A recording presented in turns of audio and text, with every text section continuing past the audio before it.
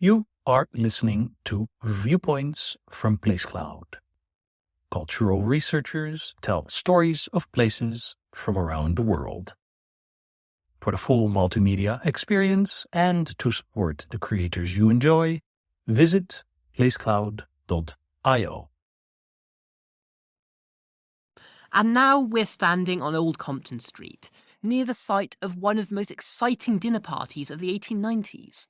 The Hotel d'Italie, or 26 Old Compton Street, no longer stands, but I believe it may well have been one of the buildings where the Prince Edward Theatre now is. The theatre, built in 1930, is an interesting space in its own right, including such highlights as the London debut of Josephine Baker's Bananas Dance in 1933. But before that was the Hotel d'Italie. Its restaurant isn't as famous as Kettner's, where Oscar Wilde's Senecal congregated, or the Café Royal with its domino room, or even the Cheshire Cheese with its long list of famous literary patrons. In fact, the writer Arthur Waugh, father of Evelyn, described it as a smelly and ill-favoured place. But the Hotel d'Italie nonetheless played its part in London's decadent history. In 1894, the hotel hosted the launch party for that most legendary of fin de siècle magazines, the Yellow Book. The guest list included the illustrator and Yellow Book art editor, Aubrey Beardsley, the literary editor, Henry Harland, poets including W.B. Yeats, Pearl Craigie and Lionel Johnson, and artists like Walter Sickert.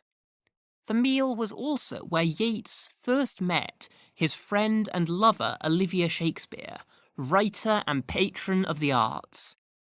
Even if Waugh, also one of the guests, thought the Hotel d'Italie was a little too bohemian for his tastes, it sounds as if it was quite the party.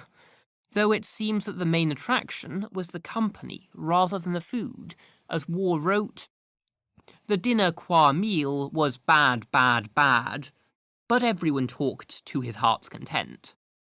The accounts of the evening make it sound like a buzzing and vibrant event, where people could share their ideas about art and literature, catch up with friends and meet new people, all the while eating and drinking together. Waugh gives us a very nice encapsulation of the atmosphere at this dinner, when he wrote that it was heavy with overcharged atmosphere and unmelodious with cackle.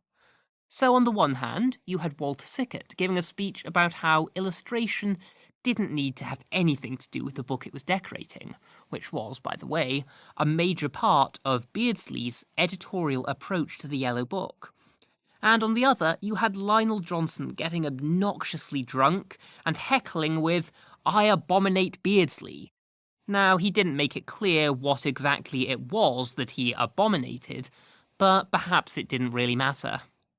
The Hotel d'Italie didn't make the greatest impression in London's literary history, but for this one night, it played its part in the development of one of late Victorian London's most exciting countercultures.